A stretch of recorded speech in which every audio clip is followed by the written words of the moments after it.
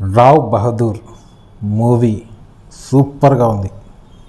నాకు నిజంగా అసలు మైండ్ బ్లాక్ అయిపోయింది మూవీ చూసినప్పుడు. సత్యదేవ్ అయితే ఇరగదీశాడు. ఆయన యాక్టింగ్ కానీ, ఆయన పర్ఫార్మెన్సు, ఆయన ఇప్పటివరకు తీసిన అన్ని సినిమాల్లో ఇదే ఆయనకు హైలైట్ సినిమా. ఇది ఒక మైలురాయిలాగా నిలిచిపోతుంది. సత్యదేవ్ క్యారెక్టర్ అదిరిపోయింది. ఆయనకి నేషనల్ అవార్డు ఇచ్చినా తక్కువే.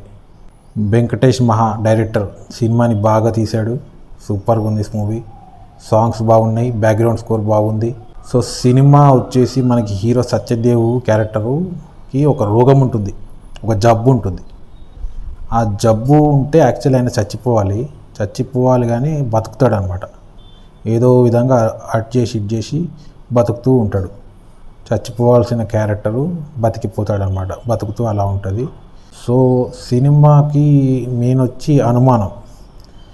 మీరు చూసే ఉంటారు, అనుమానం పెనుభూతం అంటే అనుమానం చుట్టూ ఈ సినిమా అయితే నడుస్తుంది, ఒక అనుమానం చుట్టూ.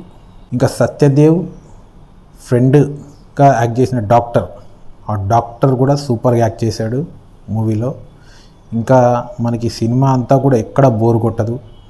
ఓవరాల్గా అయితే ఎంజాయ్ చేస్తారు. మంచి ఎంటర్టైన్మెంటు, కామెడీ, ట్విస్ట్లు అన్నీ ఉన్నాయి. క్లైమాక్స్లో ఒక ట్విస్ట్ ఉంటుంది, అది నాకు సూపర్గా అనిపించింది. సో అదైతే హైలైట్. సో ఓవరాల్గా అన్నీ బాగున్నాయి మూవీలో, ఎక్కడ కూడా బోర్ అన్నది కొట్టదు. ఇంకా రావ్ బహదూర్ టైటిల్ కూడా డిఫరెంట్గా ఉంది. ఇప్పటివరకు అలాంటి టైటిల్ చాలా రేర్గా చూశాను. రావ్ బహదూర్ బాగుంది టైటిల్ మూవీకి. ఓవరాల్గా అయితే అన్నీ బాగున్నాయి. సో ఇది నా ఒపీనియన్. సో ఇది ఒపీనియన్ అంటే ఇప్పుడు వేరే వాళ్ళకి ఇలానే ఉంటుందని చెప్పలేము. వేరే వాళ్ళకి నచ్చవచ్చు, నచ్చకపోవచ్చు. అందరికీ నాకు నచ్చినట్టే నచ్చాలని రూల్ ఏం లేదు. సో ఇది కొంతమందికి నచ్చవచ్చు, నచ్చకపోవచ్చు సినిమా, కానీ ఓవరాల్గా అయితే సినిమా బాగుంది. సో అది గాయస్. ఇంకా చూసుకున్నట్లయితే మన మేకప్, సత్యదేవ్కి వేసినటువంటి మేకప్ సూపర్గా ఉంది. ఎక్కడ న్యాచురల్గా లేదు, చాలా న్యాచురల్గా మేకప్ ఉంది. ఓల్డ్ క్యారెక్టర్, ముసలి క్యారెక్టర్ సూపర్గా యాక్ట్ చేశాడు.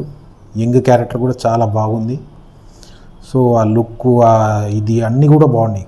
మేకప్ ఆర్టిస్ట్కి నిజంగా అవార్డు ఇవ్వాలి. ఆ మేకప్ కూడా చాలా బాగుందన్నమాట మూవీలో.